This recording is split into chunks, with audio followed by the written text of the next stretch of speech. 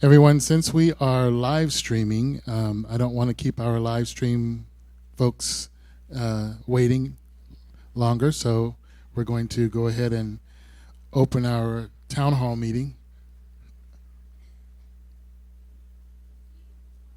Mm-hmm.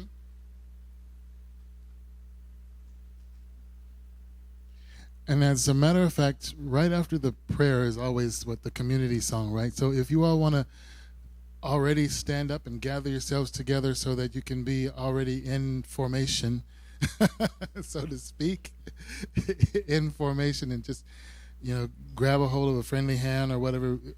So our prayer can go throughout the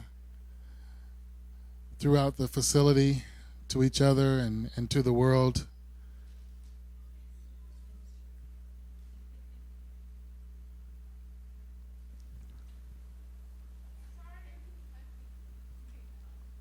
Going off memory.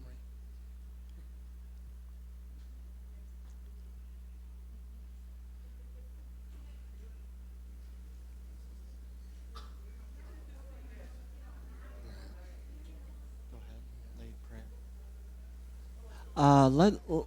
Let's just take a moment for prayer. If you'd take a deep breath. Feel gratitude. Pray for the person on your left. Pray for the person on your right.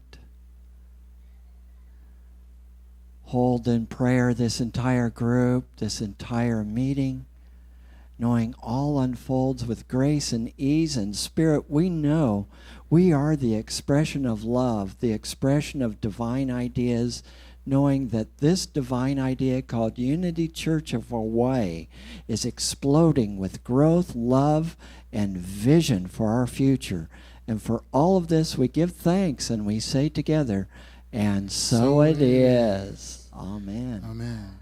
We have a song. Let's sing our community song, which is on the monitor, the screen behind me. Weave us together. Weave us together in unity and love. Weave us together. Weave us together in unity and love. One more time. Weave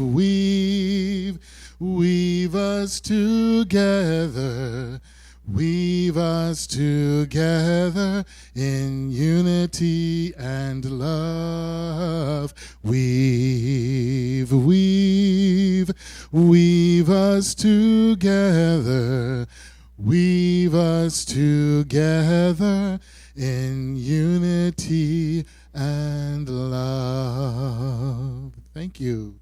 Please be seated.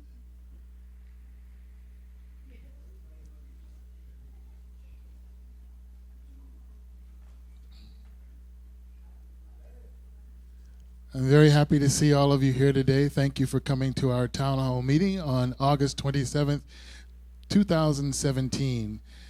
Together, let's repeat our mission statement.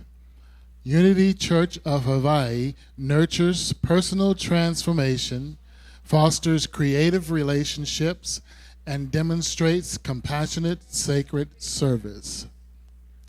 Our vision statement together, centered in God, we elevate global consciousness through the realization of oneness. Next on our agenda is the President's Report.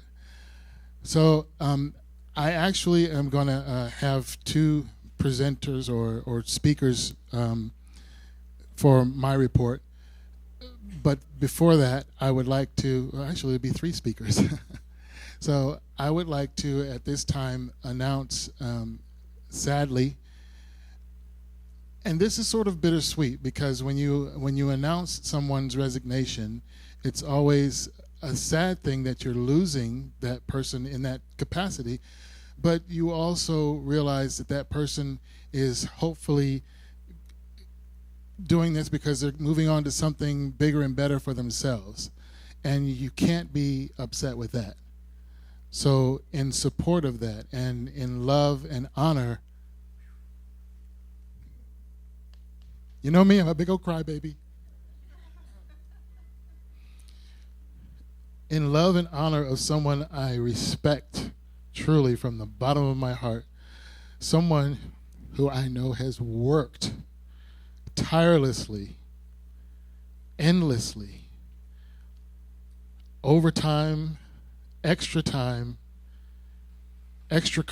time. She has put in more than probably any of you know to help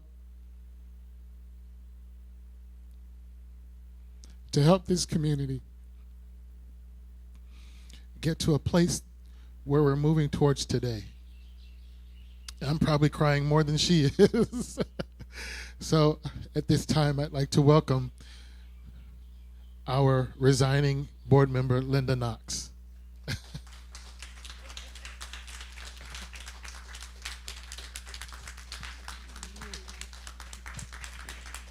Oh, well, thank you, thank you, thank you. Oh, thank you. It's silver. So that's it's just what I've done, and Reverend Tim and I didn't coordinate the talk for today, but this is something that I have to do from deep inside me, and I don't even know what my next step is. So I'm really stepping out in faith, and I just feel that I've done. I hate to go because, as I mentioned in my letter of resignation, I was raised in a family where you give back to humanity, and I took that on as my role. And now it's time for me to re-choose. And my financial planner said something about maybe you ought to take care of yourself for a change. So I'm going to figure out what that is. And at my age, which is 74, it's time to, I don't know how much time I have left. So I'm stepping out there. And I know that you're all behind me. I didn't get to talk to everybody. And I still love you, and I'm still coming on Sundays, and I'm still going to be here holding the light and love that God is, I am, and you are. And so it is. Thank you.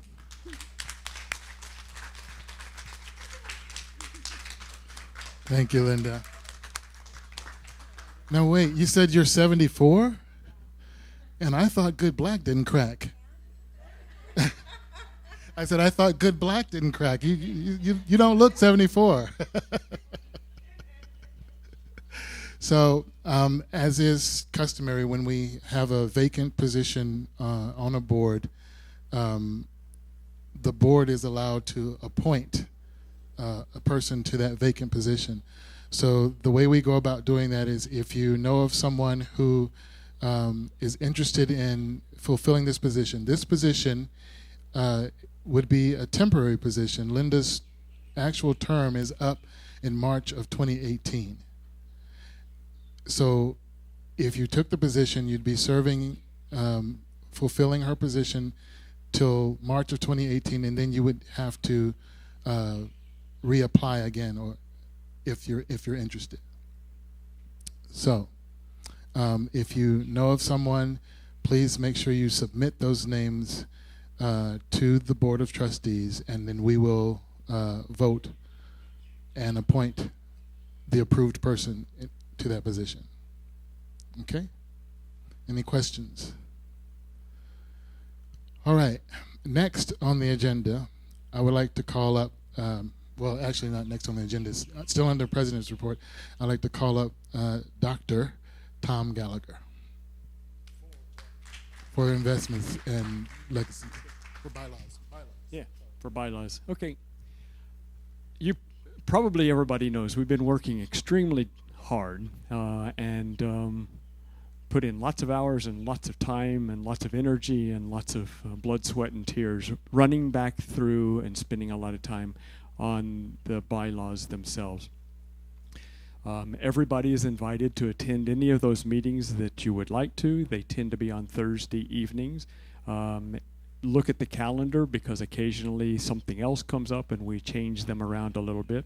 So far, we have made it through sections 1, 2, and 3. We are in the middle of section 4, trying to work on those. If there are, this month, we're not going to present them to the congregation as a whole because the board hasn't seen all of the changes that the committee is trying to put together. The board will see those at next month's meeting in September as red line items. So yeah, highlight out and red line in and type in the additional stuff. So that should be available to the board in September, and then we will bring that to the congregation for town hall. Obviously, if we make it through the first 4 sections, we will not have all of them together, but we have got the intention, the promise to the congregation, and our wholehearted willingness to make sure that all of the bylaws get ready for the September meeting, and hope to be able to get everything together such that at least by January, February, we can have them out so everybody can look at the red line document and try to decipher and make sure that everybody's happy and satisfied with where we are.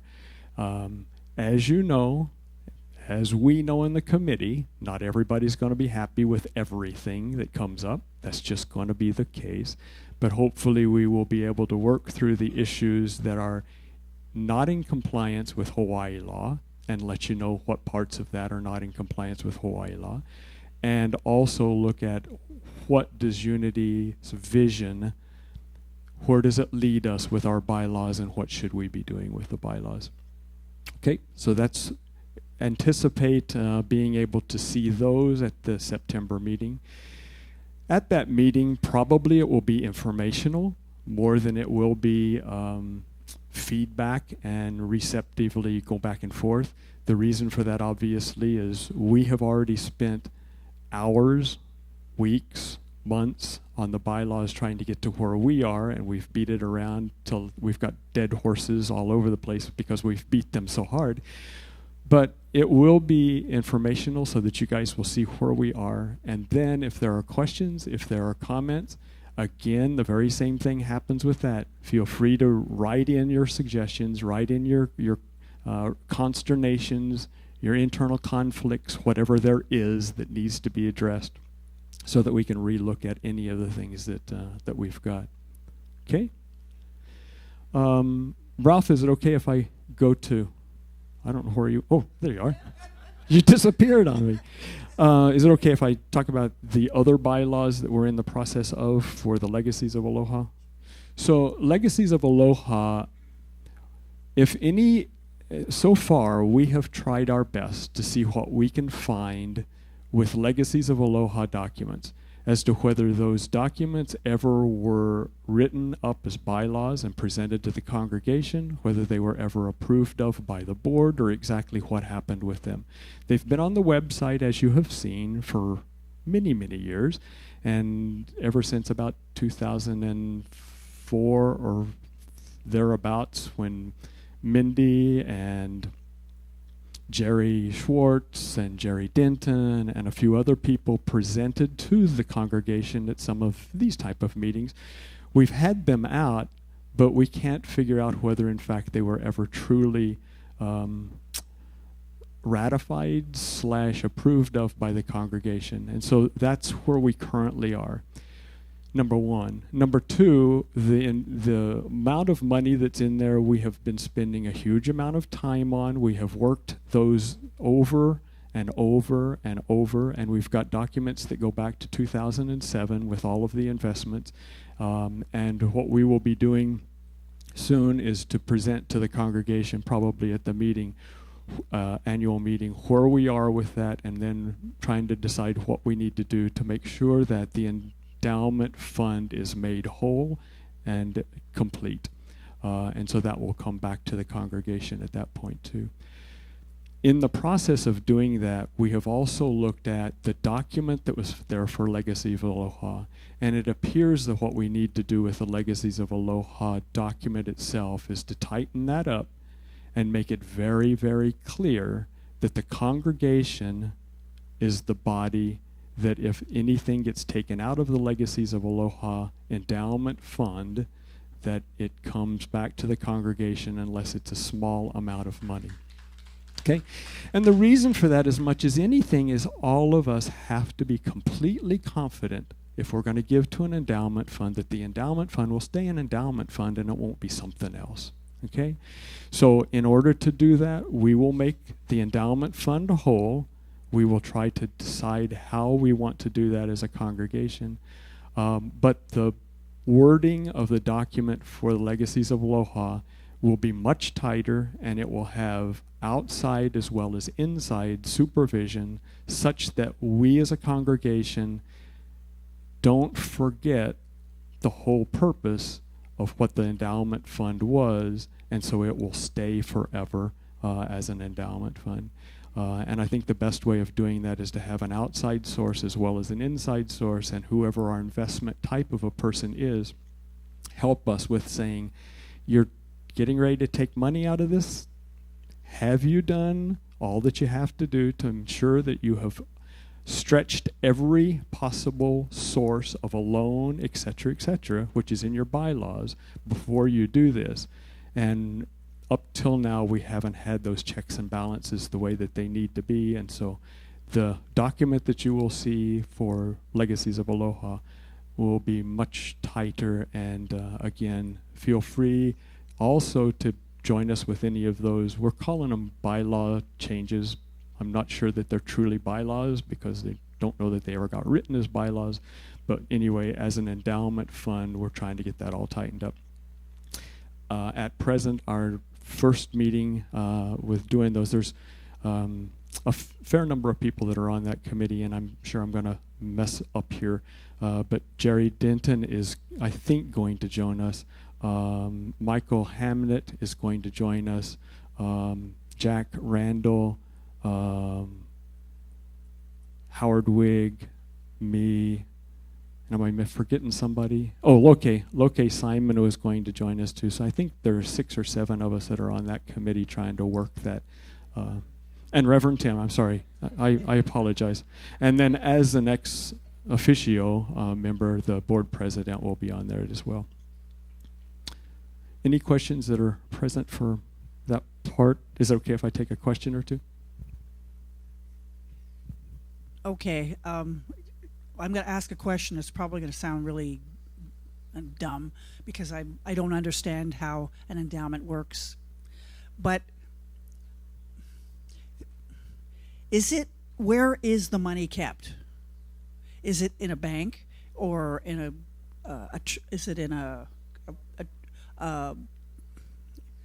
credit union? Is it somewhere where long ago an account was set up, the amount of money was put in, and you get statements? Shouldn't there be, are there statements that show money's going in, out, and what it was spent for? The answer to that is most certainly, and it was in the Schwab account / Arista account because Jerry Schwartz was working with Arista at the time. So we have got statements that go back to the early 2007. So we got 10 years worth of statements, and we're in the process of trying to get Jerry Schwartz to help us with the 2007 back to about 2001 when the first parts of the Arista part came up. And I think we're going to be able to get that. To answer your question, how are they invested? They are invested dependent somewhat upon what an investment advisor helps us with as to whether it goes into stocks and bonds, whether it goes into CDs, whether it goes into what kinds of things you do. And right now there is an investment committee that is looking at what should we be investing some of those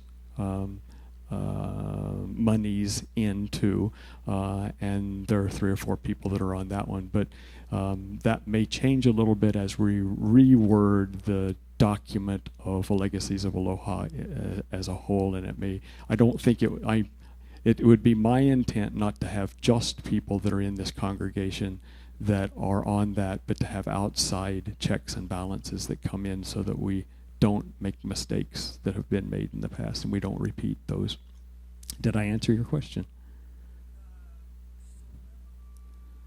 So where is the money kept? The money is currently kept at Schwab. That's who is our financial fiduciary that is keeping the monies for us. What is it invested in is right now it's changing some because we're adding some additional stocks that are in that mix. This year, the account has gone up about 15%. So thanks to the stock market, we've moved some of the stuff over to make it to where we are appreciating fairly nicely in that. In the past, it was a little bit more in conservative investments, which probably wasn't a bad idea at the time because of the stock market doing some of the things, and the board and others were not as actively managing the account as what we could have been, and so the investment portfolio was kind of kept in a conservative, protective mode so that we didn't lose money as we could have in 2008 and a few other times where the stock market, and so we would have lost a lot. Okay?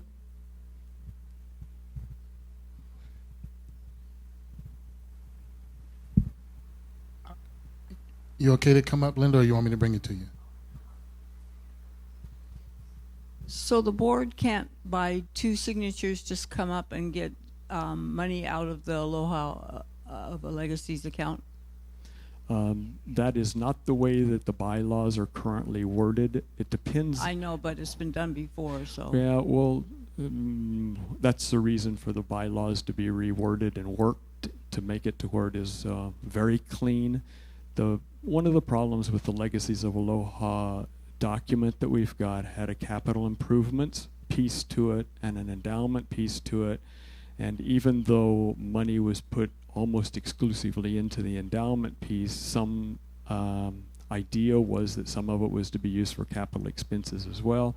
It became kind of a fuzzy line and there was some confusion, but what we're trying to do is make sure that that is made whole, and we will let the church know what the church owes back into the endowment fund.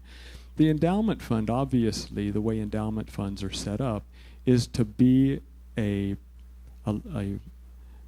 hopefully a large principal that we can live on some of the interest of, and that needs to be looked at as to how we're doing. In the past, the way that the endowment fund is worded is that 50% is kind of our idea. 50% of all of the appreciated value, that's minus whatever is given to the endowment fund. So say that we had $1 million in the endowment fund, and it appreciates $50,000 because you got 5% interest in the appreciation for the year. So you got 50,000, and then half of that, 25,000, can be moved over into the operating expenses so that the church can benefit from the endowment fund. But then you have to subtract off the CPI, the Consumer Product Index, off from that. So it gets a little fuzzier. But as long as we're not in hyperinflation right now, as you know, inflation is really low, 1-2%. So it's not a big deal, but we also don't want the capital that's in the endowment account to come down as we're trying to go along. We need to preserve our principal in the process. So you're trying to keep the money in the endowment fund itself and not in the operating budget? Correct. Okay. Correct. The endowment fund needs to be an endowment fund, and it needs to be saved as an endowment fund so that people that want to give to an endowment fund can see it being in the kept endowment fund. I as was the an- one that made the motion to repay the Legacies of Aloha. At some time, I'd like to see how much of it is repaid and how much of it is still outstanding. Exactly. And I think that some of that has been talked about at some of the previous meetings, but we are not completely whole I with know. knowing exactly where we are because we still don't have some of the documents pre-2007. Okay. Thank So you. some of that's going to come up in just a little bit. All right? Thank you so much. Just as a matter of, thank you, Tom. So one of the reasons why I like for you to come up to the mic is so that folks can see who you are online, so they're not looking at the back of your head when you're talking, although I'm sure the back of your heads are beautiful. But if you can come up to the mic, please do so. If you can't, I'll be happy to bring it to you. That being said, I'd like to move on now to a very beautiful young lady, Joanne Adams, who's going to report to you on our 80th anniversary. Beautiful young lady, that's enough to put a spring in your step, isn't it? I'm going to give you a report I promised you last time on the Makahiki because there's so many moving parts and people seem to want visual as well as me being the talking head. So, I need the master commander machine. Okay. So the theme, as I mentioned before, is Makahiki. We're kind of loosely interpreting that as a season of renewal. We figure with Reverend Tim coming in and Olga Lucia and the church being so much repositioned because of the change at the top, this is a good time for us to take this season to reflect and renew. So first thing we did was we did some research on what is Makahiki, and we found out that it comes in 3 phases.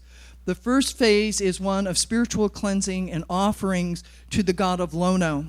The second phase is celebration, hula, sports, lots of good fun. And the third one, which you can see in dark, that was supposed to be a little bit brighter than that, is taxation, where you actually give offerings to the god Lono. We, of course, will interpret that in unity terms as that we will have a spiritual cleansing, we will celebrate our abundance, and we will tithe in gratitude. But we hope to hit all 3 of those components in varying levels in the month of October. And as you can probably guess, as you can see as it stands out, we love to celebrate. So there'll be a whole lot more celebrating than there will be cleansing and tithing. Okay. But all 3 will be there. Now, so the first thing we will do is we will start out with a cleansing, and we're hoping to have on September 30th a lot of people, and that we know this is our loyal core, so we're hoping that you will show up. I've set it for 8 to noon, but it's a drop-by affair. Don't feel you have to be here at 7:59 eager to go. If you can drop by and spend some time, drop by and spend some time, and then we'll bring, lunch in, pizza and salad and whatever in the courtyard.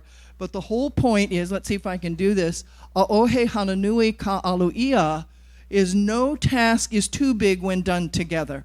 So that's the point, and that will be our spiritual cleansing piece. I hope we can come in, clean out the sanctuary, dust the nooks and crannies, clean up the sidewalks, make this really sparkling as we enter into this event of celebration. Then we roll into the month of October, which will be the highlight of the celebration piece because we were founded in October, I don't remember the day, of 1937. Reverend Tim has agreed to open the celebration in his first Sunday sermon. Then we will have a community picnic the following Saturday at Kapiolani Park, the part of the park that's just Mackay of the Waikiki School. And then we're going to have Ramsey Tom. He's always a huge hit. He will come. He knows the theme's Makahiki. So I'm sure we will know about every single syllable in Makahiki and what it means, because that's what he does. Then on Friday, October the 13th, we're not at all superstitious. On Friday the 13th, we're going to show Waikiki Wedding, which is a Bing Crosby, and I love Martha Ray. Bing Crosby, Martha Ray film. Should be lots of fun. And for those of you who are Elvis fans and who isn't, this is the movie on which Blue Hawaii was made. This is the film that introduced Sweet Leilani, which was an award-winning film. It introduced the song Blue Hawaii and their other songs. We're going to print up, we've already printed up lyrics, and we're going to have a Sing with Bing. And then our local factions have pushed that we will have mochi crunch with our popcorn. So very, very local, very local. Yeah, I thought I did, but I don't know why none of the sound is working, which is too bad because the whole point is to get to the sound here. The sound here is the entertainment piece. On October 28th is when we'll have the luau, and that has evolved into, I thought it would normally be a food event, but then I tend to be invested in food events. It's turning out that it's going to be a fabulous entertainment event. Our lovely Gloria Correa will be dancing solo hula throughout. We're going to have the Hawaiian style band in, and that's why I'm disappointed you didn't hear the music, because underlying this, where you see all these speakers, are the hit songs from the Hawaiian style band. The one that I know best is the song Love and Honesty, but they also ramp up and rejuvenate a lot of the Hawaiian standards, like Kaimana Hila, which would be a local song about this area of the island, and so on. So after the Hawaiian-style band plays for an hour, their sound guy will stay and support a luau that will put on 45 minutes of hula. If those of you remember Leilani Kaywood, this is her hula, her halau. The kumu is Momi Hopkins, and it's Ho'oka'i Pu'awai me ka lokahi. So the fact that lokahi is, which is Hawaiian for unity, is in the title, I think it's very appropriate that they come in and dance for us. We're going to have Hawaiian food. It was recommended by Gordon Au, local boy, who says it's the best lau he's ever had. And I've listed the dishes. I said what I want is sort of a hale luau. I don't want opihi and, the stuff that... So we're going to have lau lomi salmon, kalua pork, and chicken long rice. On the vegetarian, and then poke. On the vegetarian side, sweet potato, poi, and rice. And Jade is going to supplement. She is looking now for a caterer to do more vegan vegetarian. But we've got the Hawaiian part nailed down. Then at the end, we're going to have an action auction. And what we'll do is the various projects that the church would like to get done, we'll put up as auction items. And we'll get everybody all, revved up and opening their wallets and donating to the church. So we're hoping to have a whole lot of fun doing that. Okay. Something's not happening. There we go. The last Sunday, we're going to be doing Honoring Our Past, which is a look back at the history of the church. And we're going to delve into, I know that Tim wanted to do a lot more on Marie Hanley, the woman who founded the church, and really talk about the growth of the church and capitalize on the work that was done from the 75th. And it'll be an opportunity to say mahalo nui to the kapuna in our congregation, and I'm hoping this will be that we will all reach out to the kapuna and to the people that we haven't seen here for a while, inviting them to come back and feel honored and celebrated for the work that they have done. So that will be a huge welcoming event. So the price is, it's based on $30, and I've got a table that more outlines it, but it's all based on $80 for the 80th. It's much easier if you think of it as a donation about the 80th, and these are the events that happen, than if you try and parse and say, is this worth $80? Right? That's the wrong mindset. We also have sponsorships. We have had one sponsor. I'm hoping we'll have more. If you do become a sponsor, you'll get a full-page ad in the Luau program. And I don't see Kathy Kaiser here. Kathy Kaiser will help you design your ad, and she did for the sponsor that we have. So you get the services of a professional ad designer for that $1,000. And that includes, well, here's how it all breaks down. I had to figure out how can I quickly convey to people how the levels work. So basically, the more you bind together, the more perks you get. So with 2 people, we'll let you in early for seating. 3 people and 4 people, same thing. If you do the ohana, which is you pay a little bit extra, you will get reserved seating and reserved parking. And when you get to the kuleana level, oh, I'm missing one. Shoot, there's also a malama level. Those are both at 4 with the reserved seating and reserved parking. The kuleana level, you get a quarter-page ad, and the malama, you get a full-page ad for 1,000 or more. So that's the pricing. Now, right now, we've had another person sign up today, so we're right around between 50 and 55. This group is notorious for waiting to the last minute. I am not at all concerned that we will not have a full courtyard at this point. However, we do have to be realistic because we're talking catered food. If we're moving from catering to potluck, because we originally thought it would be a potluck, we could wait till the last minute because the food's going to come with the people that are attending. If we're catering, we don't have that luxury. So on September 5th, we will decide what will be the cutoff date in terms of the number of people we can accommodate and the date in which we know.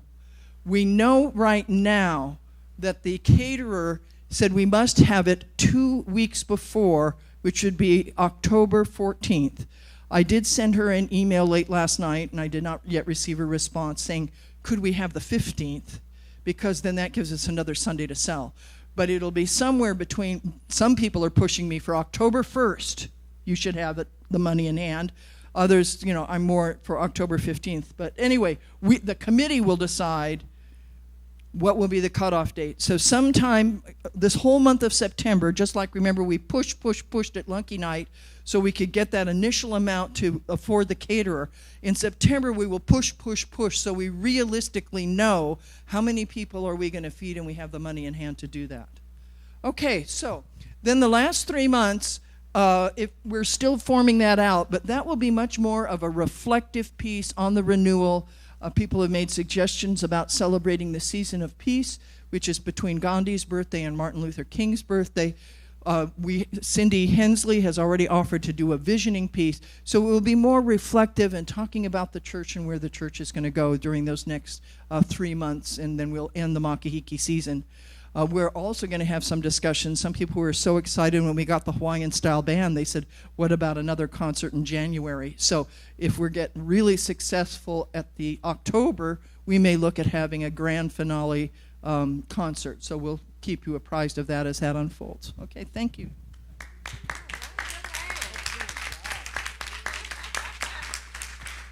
Thank you, Joanne. Did anyone have any questions for Joanne?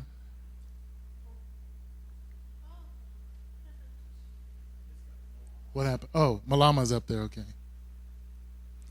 Okay, so that concludes the president's report.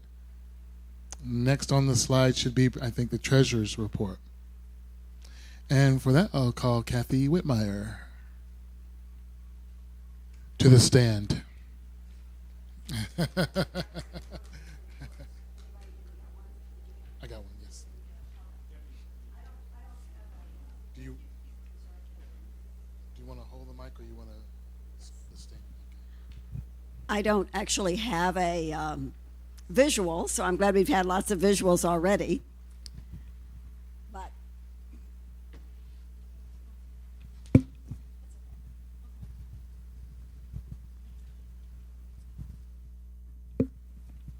I do find it easier to talk if I have a place to put my papers. Okay, you've got a little bit of insight into this report already from what Thomas gave you on the legacies of Aloha.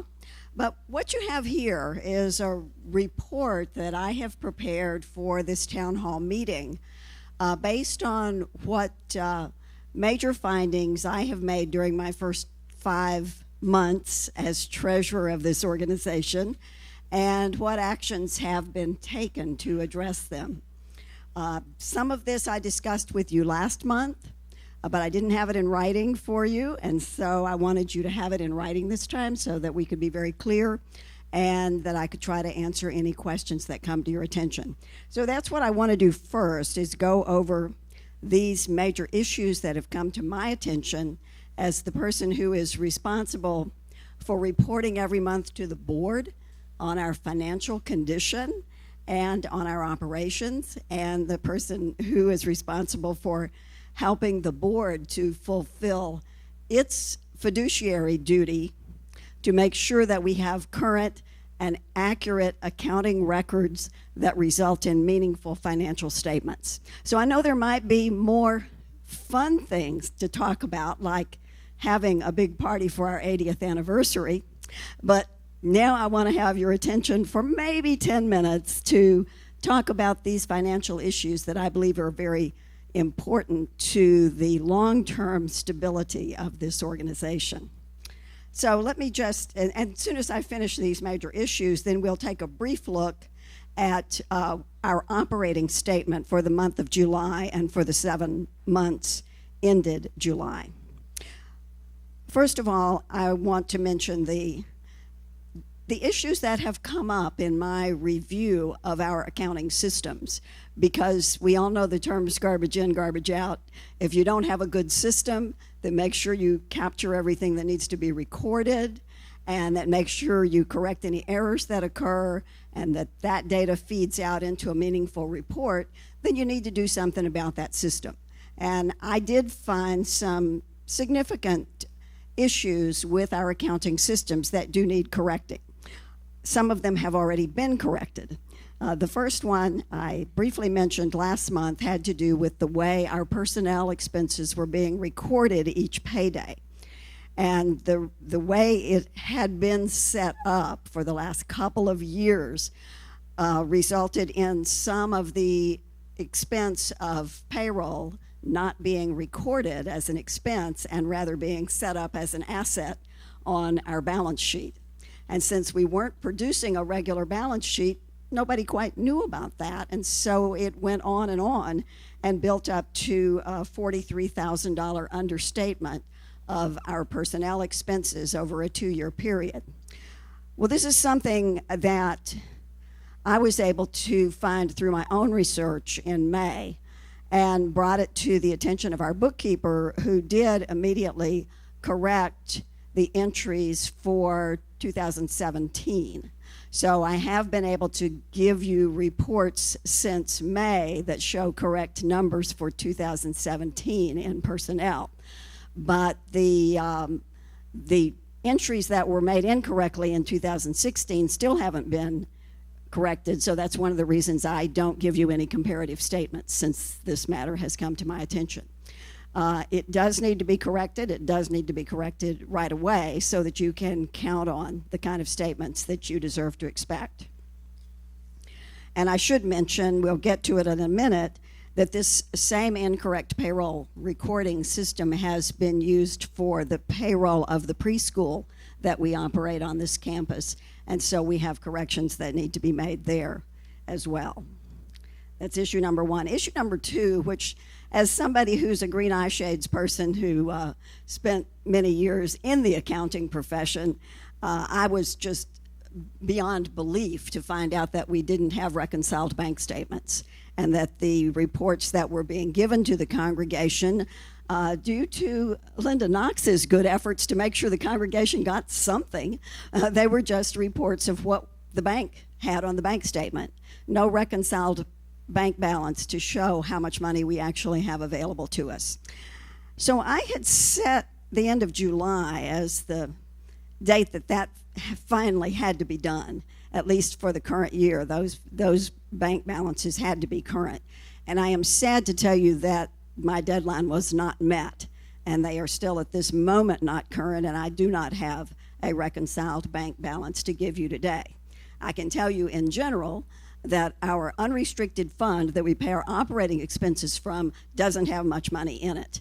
I've been making projections as best I can on almost a weekly basis and working with the finance committee and with Reverend Tim to make sure that we don't overdraw our bank account. But we do not have a lot of available funds in that account, and I would say that I said progress has been made towards correcting this deficiency, but it will take another 1 to 2 months to identify and correct all of the errors. And that will include correcting the errors that came about in 2016 because of the failure to reconcile bank statements, as well as any more that we might identify in 2017. I've put a lot of my personal time into trying to resolve those issues for 2017 and have identified the majority of them and gotten them corrected for this report. But there are still a couple of outstanding items that have not been identified and researched. So this is not a pleasant report for me to give you, and I'm very unhappy that 5 months into the job, I have not been able to personally resolve all these issues. I thought maybe I could just step in and do it all, but it ended up being a bigger job even than I could get done in this period of time. But in the next 1 to 2 months, I do expect the issue of unreconciled bank statements to be resolved, at least as far as the bank accounts that are identified as the church bank accounts. We have a couple of bank accounts identified specifically as transactions for the preschool, and we are nowhere close on those. In fact, I've not even been allowed to see them, which is something we'll talk about a little later on. It is a concern that I want all of you in this congregation to share with me, because it's a concern to us all. Moving along to item number 3, another big concern of mine is the accounting system for our restricted donations, which has historically not been clearly managed. And as a result, it has not been clear what the money in our restricted bank account is restricted for. And it has sometimes been spent for things it was not intended for. So even though the board did hire an outside accountant to come in and work on the year 2015, and she did complete her work on 2015 and actually reconcile bank statements for that year, she did not go back into the previous years to figure out whether every restricted donation had been spent as it should be. So we have started doing that. If anyone would like to learn more about forensic accounting, as I am learning, and would like to volunteer some time to help with that issue over the next month or two, it is my belief that we will have it finally resolved by the end of this year and a new system installed. I've started doing some research on ways that restricted funds are accounted for by other organizations to make sure that they are properly managed and have full accountability. And I expect we'll have a new system in place before the beginning of 2018. So those are the accounting systems issues that came to my attention. The next set of issues has to do with the Unity School, which is a preschool. It's not a separate organization. It is a preschool that is managed by the Unity Church of Hawaii and does operate here on this campus. That's a fact that was not well known by this congregation, and I want to credit Reverend Tim for making it more widely known that the preschool is one of our operating ministries, and we have full fiduciary accountability for the finances and the operation of that preschool. So that's something, especially given that the revenues coming in every year from the preschool are more than the total other revenues coming in to this organization. It is the biggest part of our operation and deserves monthly attention from our Board of Trustees and deserves ongoing support and attention from this congregation and recognition that there is no us and them when it comes to the church and the preschool. We are us, and we all operate that preschool. So at this point in time, we still don't have any current financial statements from the operations of the preschool, nor do we have a balance sheet, nor do we have any bank statements. So we have a long way to go. The Unity School also does not have an operating budget. I am told that some years ago they did have an operating budget, but Sergio Galisa, who is currently the director and has been director for a little over 2 years, shared with me that even though he was an employee here, he never had the opportunity to see the budget or see the finances before he became the director. And now he's worked very hard, and I think done a very good job, to manage without any budget or any ongoing financial statements, and still managed to produce a good product in terms of education for some very deserving young people who I love seeing around the campus. This is an issue we need to work on. Bank reconciliations have not been completed for the preschool activities, and the same payroll recording issues have developed, meaning that whatever financial records we do have are misstated until those payroll expenses are brought up to date. Progress has been slow in this regard, and it's been slower than it should be. And one reason it has been slow is because I, as treasurer, and my predecessors have been denied the opportunity to even look at the financial records or the bank statements of the preschool. And I think it's time we get to the end of that. So what action has been taken? Again, I want to credit Reverend Tim for stepping up to this very difficult issue and taking on the responsibility to obtain those accounting records and bank records so that we can better understand them and this church can take the responsibility that is ours for the operation of the preschool. He has made some progress in that 3 days ago he was finally given a preliminary operating or P&L statement as of last year, September 2016. Nothing since then. And of course, even the accuracy of those preliminary statements he was given is still in question because of the errors in the payroll and the failure to reconcile bank statements and the lack of any balance sheet that would show assets and liabilities related to the preschool. So we have a long way to go. I'm available to assist. Reverend Tim is working hard on it.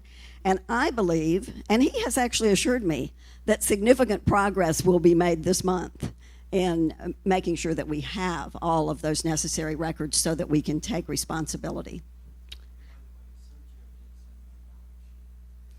Okay, Reverend Tim is telling me Sergio sent him a balance sheet. It didn't make its way to me. If you have one, I'd like to see it. Okay. All right. I'm looking forward to seeing what it might say, because from my point of view, because I am an accountant and have worked as an auditor, I know how to look at a statement and ask the questions that need to be asked, which is what I've been doing with the church's reports and financial records over these last few months. And I need to get started doing that on the accounts that pertain to the preschool as well. Finally, you've heard from Thomas Gallagher about Legacies of Aloha, and again, we have someone who has stepped up in the name of Thomas to take responsibility for clearing up issues that have been questions in this congregation for a while.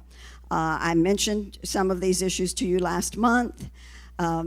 In my review of the restricted funds of the church, it came to my attention that a large bequest that came into the church in 2012, 5 years ago, was specifically identified by the donor to have $56,250 of that bequest go into the permanent endowment at Legacies of Aloha, but that transfer was never made.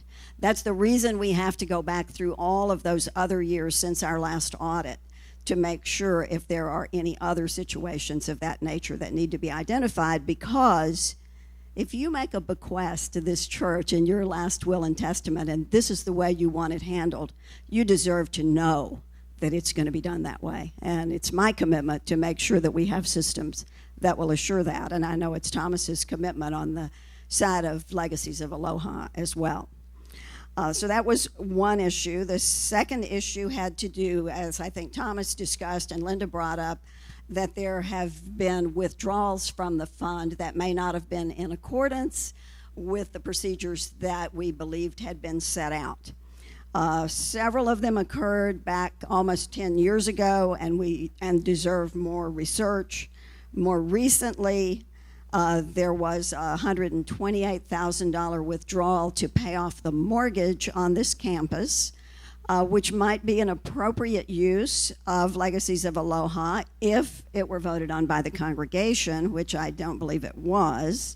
The reason it wasn't, I think, is because it was considered a loan and there was an intention to pay it back. And there was an effort in 2013 to get that going. $6,600 of it was paid back, but nothing after that. Then there was another occurrence in 2014 when $150,000 was borrowed, approved by the Board of Trustees as a very short-term borrowing to cover some of the costs that were incurred after we lost Reverend Sky and before we had a new minister on board. However, that was never paid back either. While Linda Knox was treasurer, she was working hard towards getting some of it paid back and did get $8,700 of it paid back. So that, together with some other repayments through the years, has added up to $21,938 being paid back to Legacies of Aloha, with another $292,000, according to the records that we now have, that still is outstanding. And I think that's what Thomas was reporting to you. The action that your board has taken is to appoint a Legacies of Aloha committee to evaluate these issues and these transactions, to restructure our governing documents that govern Legacies of Aloha, to make sure that we have proper controls, and then to establish what will be done going forward to make our endowment whole and to give confidence to our planned giving program that this church needs to secure its long-term future. So those are the issues that concern me. I wanted to say just a couple more things about the endowment, just to make sure everybody understands. You don't put money in an endowment just to leave it there and never do anything with it. One of the endowment's purposes is to generate income. Why it's important that we have an investment procedure that makes sure that it is properly invested.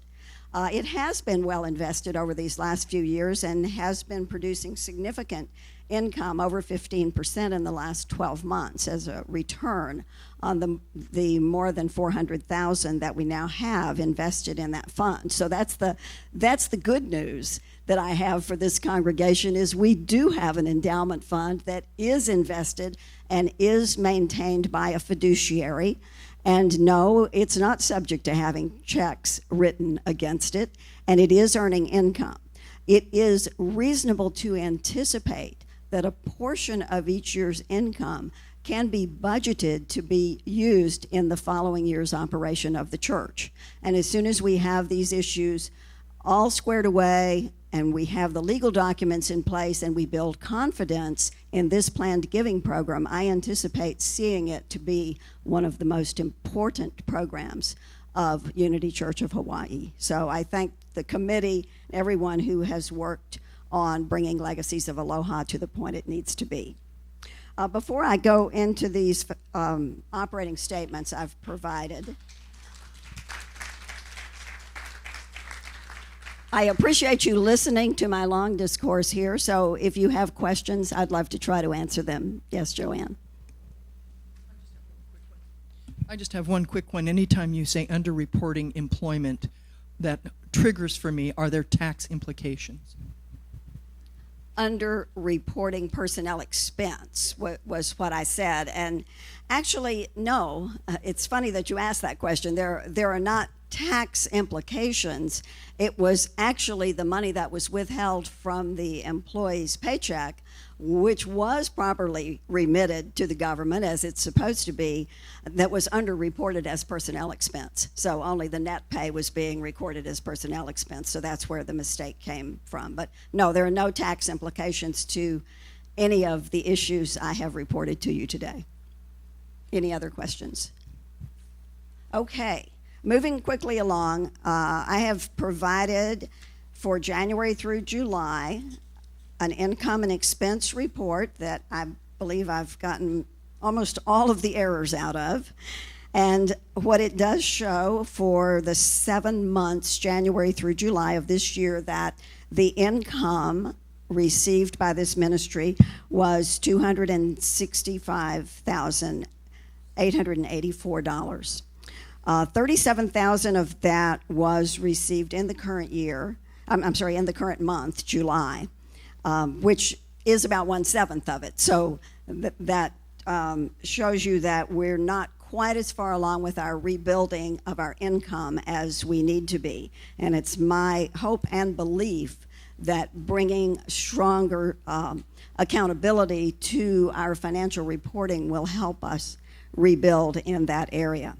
I will say that it is a concern of mine that our expense continues to exceed our income. So if you will look with me for a moment on to the last page at the very bottom, and then we can go into the details if you want, but the last page at the very bottom shows net ordinary income for the 7 months as a negative number, $24,394. Now, just to clarify, there are a couple of significant items that are non-recurring expenses that are included. One of them is on page 2 under personnel expenses, account number 6115, moving expenses.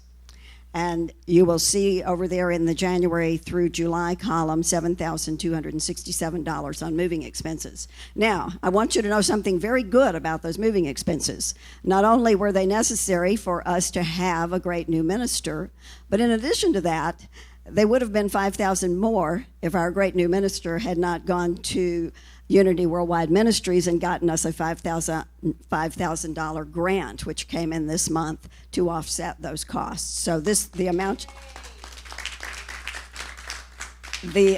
you see listed here is net of that $5,000 grant that we received. So that 7,200 is one of the non-recurring items that you'll see in this report.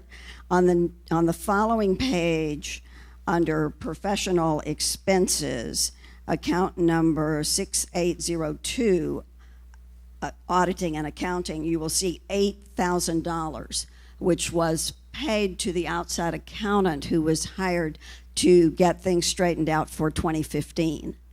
Now, the idea when she was hired was that that would have been done some months ago, and maybe we would have moved immediately into an outside review of 2015. At this point in time, I hesitate to move us to an outside review, which will cost thousands more, when we still have not cleared up all of the current issues in our accounting systems and made sure that we include all of our ministries in our reporting. So I'm looking at 2016 as the year that will be under audit, and looking forward to having that done in the near future. So with that, are there other questions on this income and expense report? Yeah. You want to come up here so you can see the cameras? Whoa.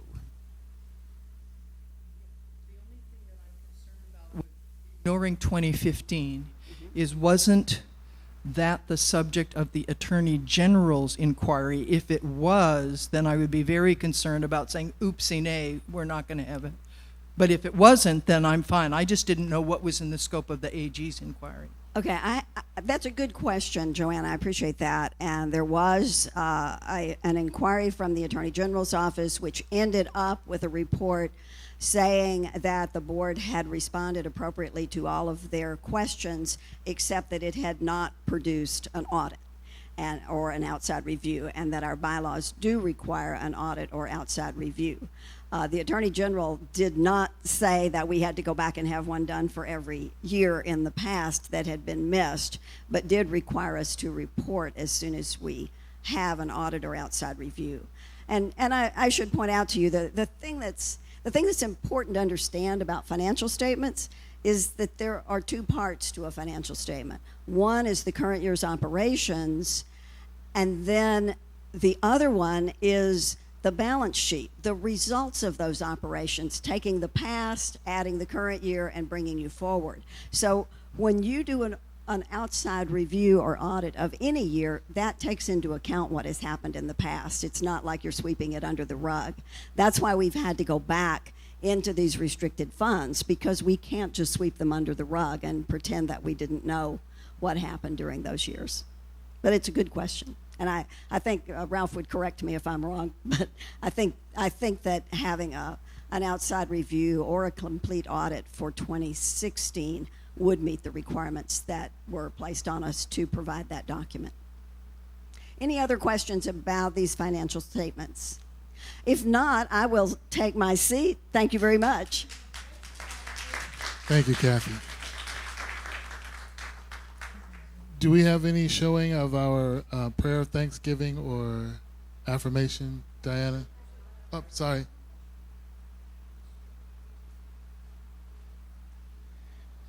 Are we tithing on income? Yes. And Are we up to date on tithing?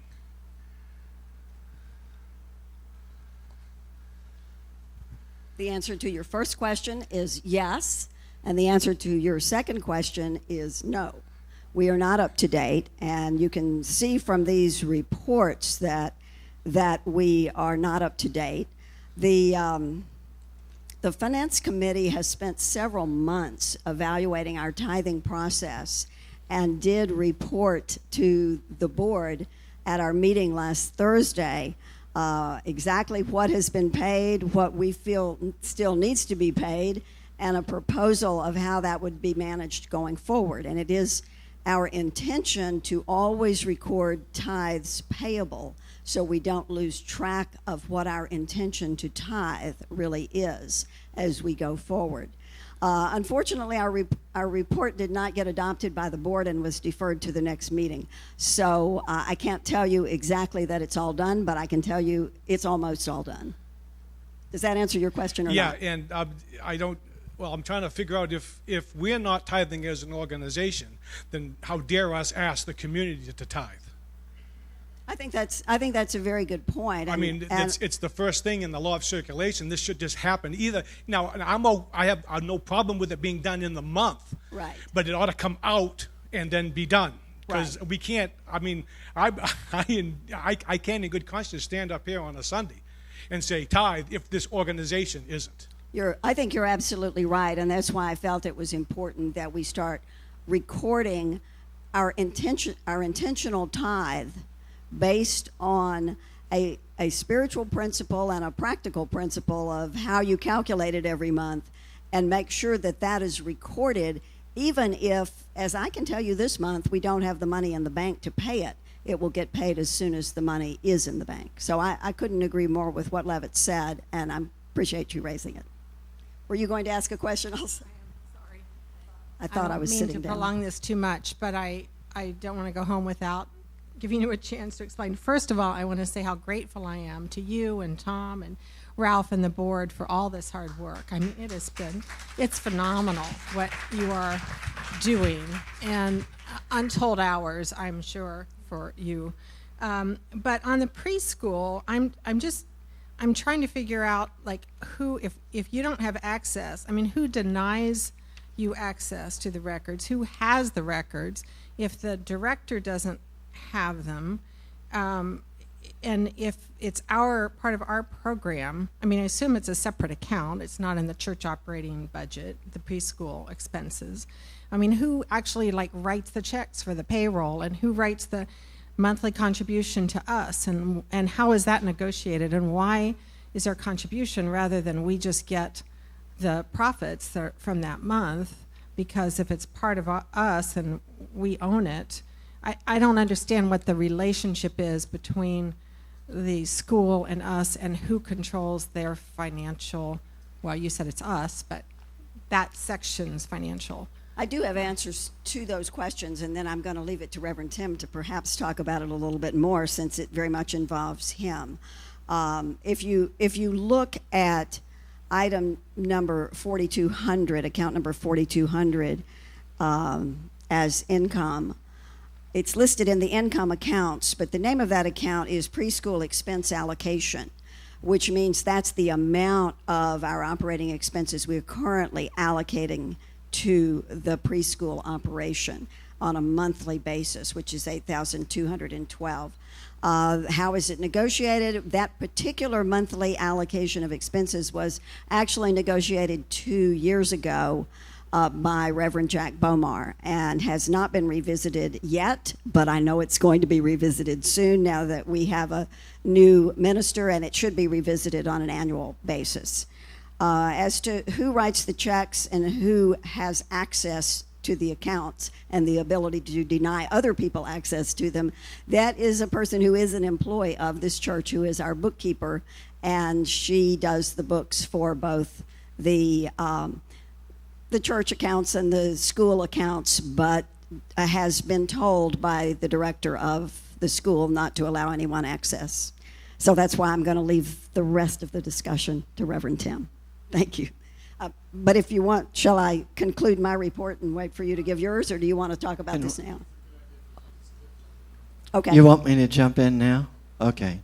So we are building bridges with, okay, if we move this.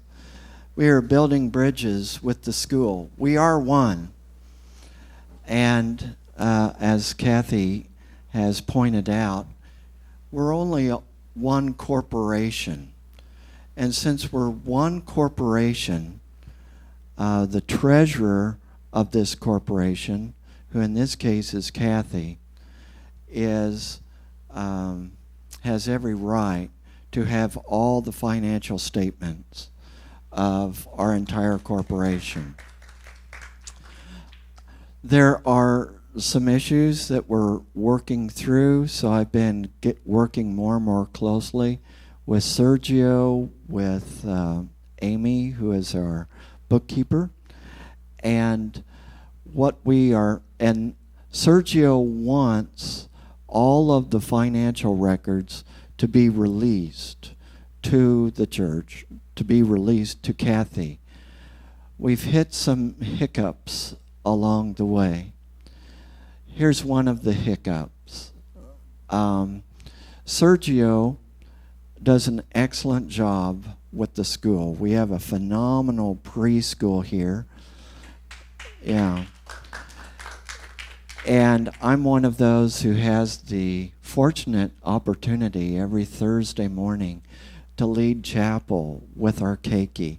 There's 98 children, and each year they start over because they have like 34 positions or so that open up each year as a class graduates. These are like from 18-month-old to 4 something. And so they have a graduating class, and then 30 to 34 positions open up. And then for those 30 to 34 positions that open up, there might be 60 to 80 applicants. So it's high. It's highly desired by people on this island to get their kids into a really good preschool. And so based on several factors that Sergio has talked to me about, his understanding is that our preschool is one of the top 3 in this area, one of the top 3. So it's very prosperous. They're doing a very good job. His concern about releasing some of the, or releasing everything that they have on QuickBooks is that it also contains the names of the children, the parents, their addresses, routing numbers, things that they're concerned about because they've promised the parents that that is protected information. And so we're trying to work through that. What I have told Kathy is that it's my goal within the next 2 weeks to see a way that we can get all the financial information released so that she can have that. So just hold all of that in prayer. Know that we are building bridges. I don't want to burn any bridges. We're building bridges because this is all one group. I hope that speaks to it. Thank you. To trip over my own feet. A question I would have, I guess, is, isn't there some way to use a pivot table to be able to parse that information out so that if there's information that you don't want shown, it can be taken out? That's what I would like, right. And I've talked to them about that. Mm-hmm. We're having some challenges still, okay. But Sergio has assured me that he wants Kathy and the church to have all, and I say the church, I mean, we're all one. Sometimes we have this language of us and them, like the church and the preschool, as if we're 2 separate groups. We're actually one group. We have 2 different accounting systems. Well, what I mean by that, we have 2 different statements. Okay, so they have their own money and tracking, and again, there I go saying they. See, I mean, and I've only been here like 4 months, and I'm picking up on that. It's really all us. But the school, thank you, the school has its own tracking. It's much like in Unity Worldwide Ministries, where there is also Unity Worldwide Spiritual Institute. Unity Worldwide Spiritual Institute is the master's program for ministers. It's the education program for all of Unity students all over the world. It's under Unity Worldwide Ministries, but it has its own financial reports. It has its own decision-making powers. It acts autonomously, but it still reports to the board. And that's a very similar situation I see here. Okay, thank you. Any questions?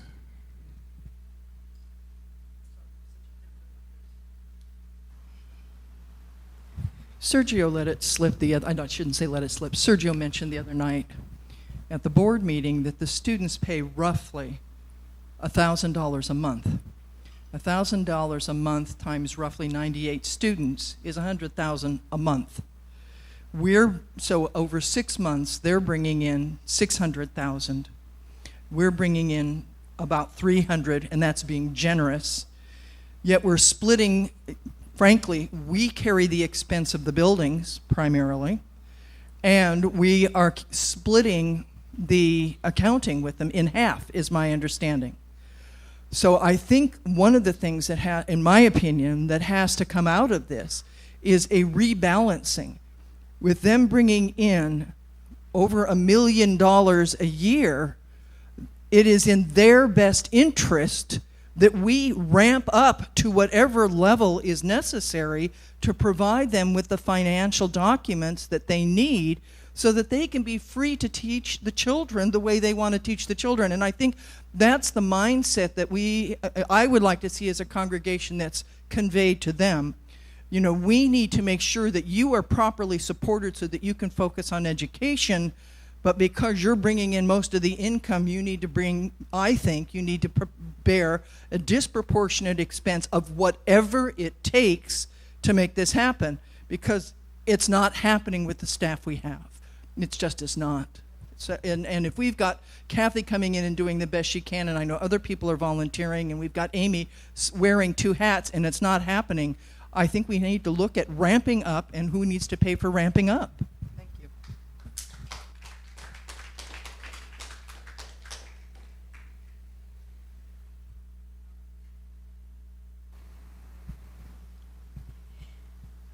I just want to put a cautionary word in here about who pays for what. You know, they have an excellent program over there, and we need to support them in continuing that excellent program. We have an excellent program in the church, and we need to do our part to pay for it. I've had some conversations with Amy about she works with other preschools, and when the church begins to take money out of the preschool for the church program, something happens to the church and it isn't as vibrant as it should be. And as it is, because, you know, we are on a principle of tithers. We're a little low right now, but that is our principle. And we don't want to take away from them to support what we should be doing here. It was Reverend Jack's idea that the church pay for itself, that we love the church enough, that we support the church, and then we do have, you know, they do have some responsibility to pay their share for the building and the upkeep of the building. But I just want to really be cautious about what our expectations are for revenue and the implications it would have to the church and the church's vitality and health. Okay? And living in principle, you know, the principle of tithing, the principle of love, you know, that's what I'd like to say. Thank you. Building on Linda's comment is the school, Unity School, has contributed a lot towards what we need to do around the grounds. Even the latest revitalization, renewal. I mean, they're one of the pillars on that plaque there, you know, one of the higher contributors towards the renovation of the campus, and that's not all they've contributed towards. Also, to add to Linda's comment, is that we can't start, I agree that we can't start relying on church income. We've got school income. we've got a wonderful congregation here. We can we can tithe, we can bring in all our income. We have the resources available. It's already there for you, as you once said in one of your previous sermons, Reverend Tim, is that it's all there for us. We just have to direct it, and I believe that this congregation can do it. We don't need to pull away. And why are we doing that? Because we feel we can't? Because we're afraid that we can't? That's not what unity teaches, right? We can do this. I'm Sally Hartman, by the way. I meant to say my name earlier. I understand and respect that feeling and agree. And I don't want to start seeing the school as like a cash cow that can, bail us out or help us do things without meeting our own responsibilities to the church. At the same time, I think there are these ongoing questions. I don't know whether the preschool is a nonprofit, or I would assume it is, but maybe not.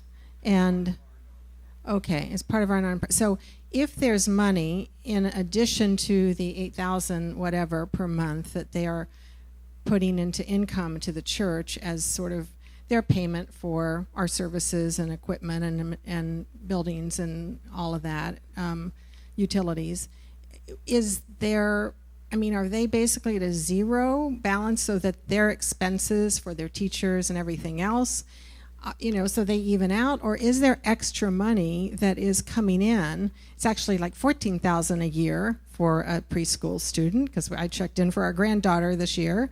And it may be, I know schools are expensive to operate, but I just don't know whether there's a gap between what they bring in and what they end up having after they pay the church, and where that money goes and whether it all goes back into their programs. I want to give you a quick answer to that.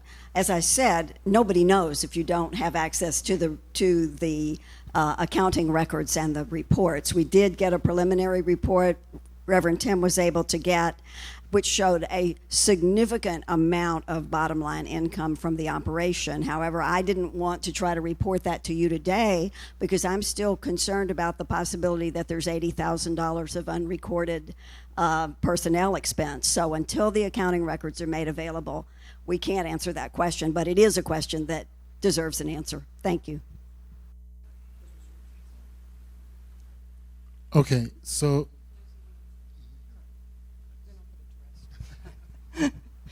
I just want to let people know, too, I don't think anybody realizes that the preschool does actually, they've done all the refurbishing in their classrooms. They've done that parking lot. They've done the fences. They've done the refurbishing of their bathrooms. They've put air conditioning in. So they have invested a lot in the facilities, and we don't necessarily see that because a lot of it is internal to what they do. So it's not like they don't ever pay anything. Yeah, and the roof and that, and so, they do contribute more. Sometimes you don't see it or don't notice it, but yeah, they do. Thank you, Lisa. I think we should be grateful and thankful to the preschool and just give them a big round of applause because they are great. And in the interest of higher consciousness in our profits and in what Kathy is doing and trying to get us on the right track, and what Tom is doing and what Linda has done, and Marcia, and I was treasurer once. I think we ought to have a prayer of thanksgiving. So together, thanks God for your substance and abundance. We open our consciousness to continued quantum leaps in prosperity by knowing and accepting large sums of money in our bank account and investments right now. We practice the principles of prosperity and tithing to keep the flow of good moving in generous amounts through this ministry. All of our financial obligations are met, paid in full, and on time. We have plenty to use, plenty to circulate, plenty to share and plenty to spare. We watch with joy and gratitude as the Holy Spirit grows Unity Church of Hawaii beyond our greatest expectations. Thanks God, and so it is. And with that, I turn it over to our next correspondent, the Reverend Tim Lytle.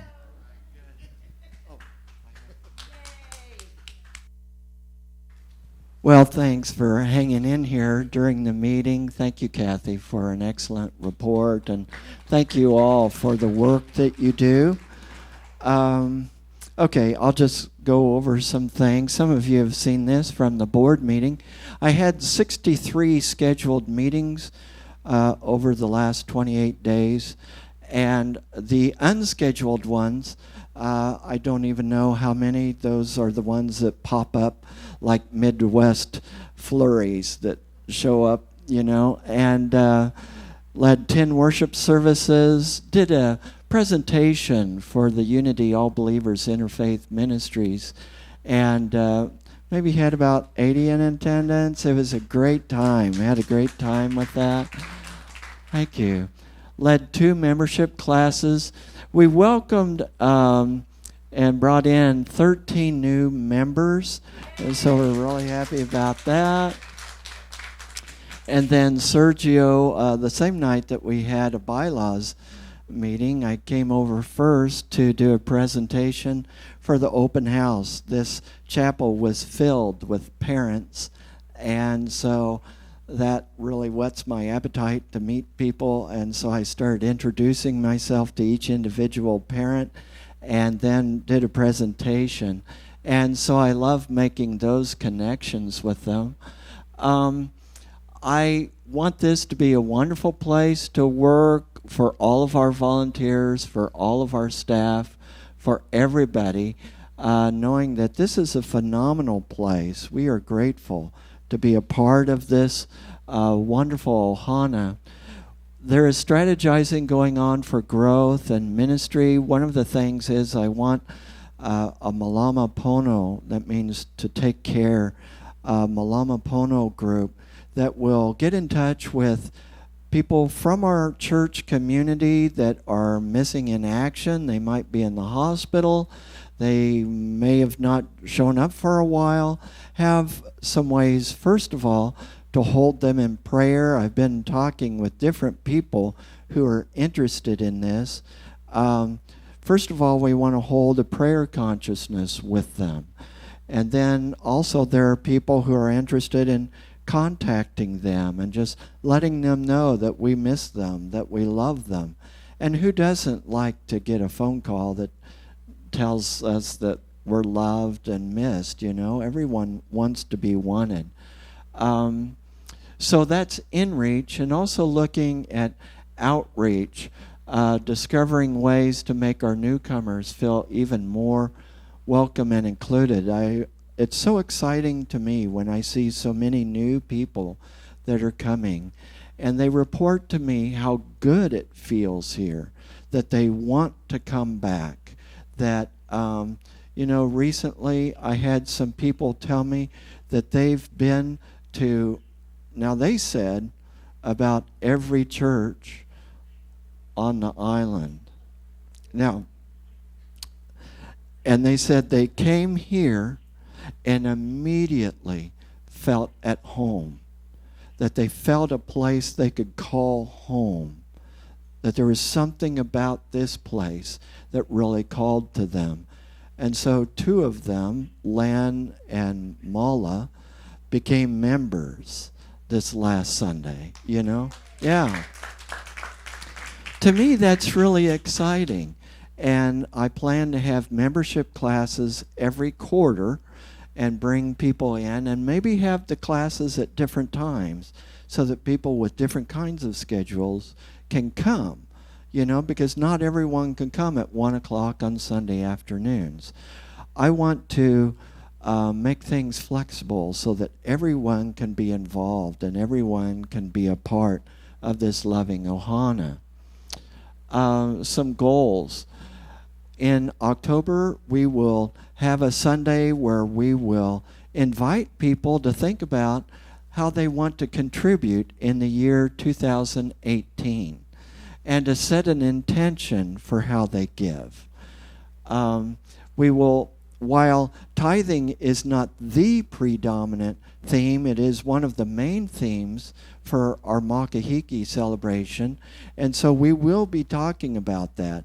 And sometime soon, I hope to have scheduled a prosperity class or 4T class to help people to realize their abundance, to realize that there is not lack and that we can circulate this abundance. Kathy mentioned that $5,000 was given to us to help with my moving expenses. This is through a foundation in Unity called Help Unity Grow, HUG, Help Unity Grow. They also have approved of another $5,000 to give us. I submitted, Linda Knox wrote down some initial grant proposals. Once I found out the details at the convention, I started rewriting those and redoing those and adding supplemental information. So we submitted a grant proposal for a lighting project for in here to enhance the live streaming experience, to cut down on the bills of these lights, and to reduce the temperature up here. And so we had an additional $5,000 approved through the HUG Fund, which could go for lighting, it could go for our guttering. So I just want you to know there is another $5,000 that has been approved. Yeah, that's exciting. Unity Worldwide Ministries board meeting. I'll be going to the board meeting at Unity Village. I'm on the board of Unity Worldwide Ministries, and I'm very grateful to be on that because it connects me with the entire movement. And one of the areas in particular that I give my attention to is the international work of Unity Worldwide. In case you wonder about the financing for that, the church here pays my expenses to go to those trips.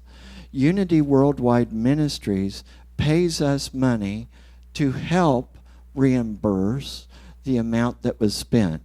The amount, if there's an amount above that which they reimbursed, the amount that's above that can be applied to our tithe, to Unity Worldwide Ministries.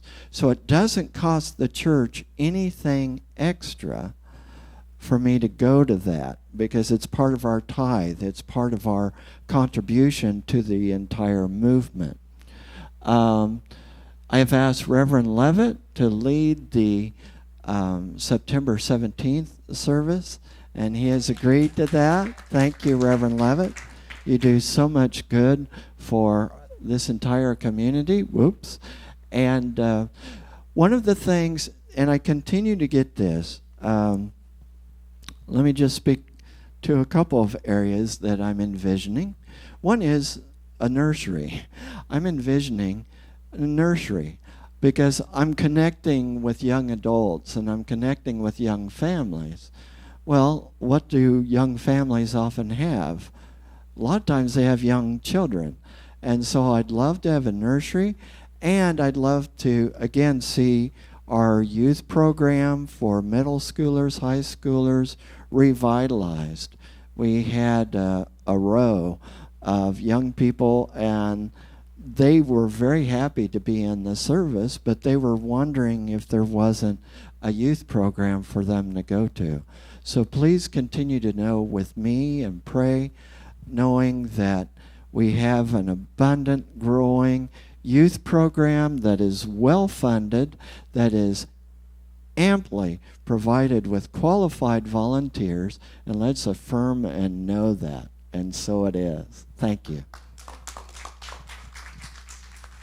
Oh, any questions? I think we covered it. Okay, thank you. Thank you, Reverend Tim. So at this point, are there any other questions that anyone has about anything? Going once, going Linda.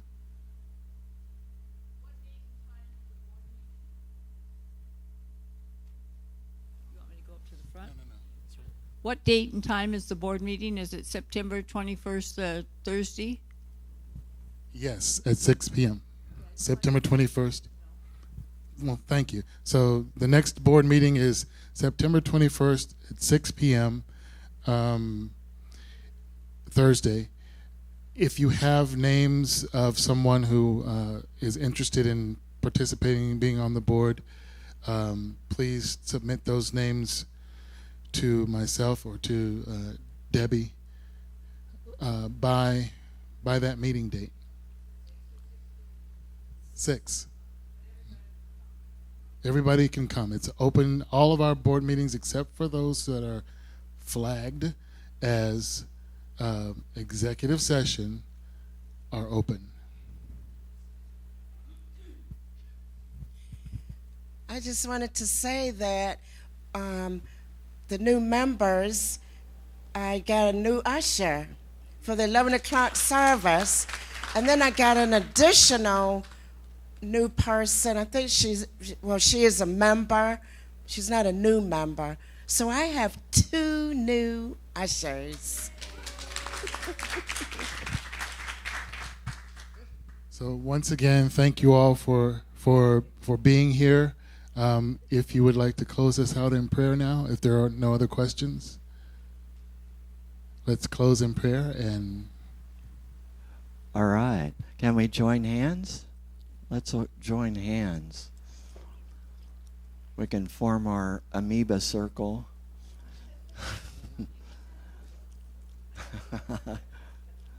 Maybe it will be sort of a, well, looks like Florida. Yeah. Okay. Yes. I'm sorry. I wanted to say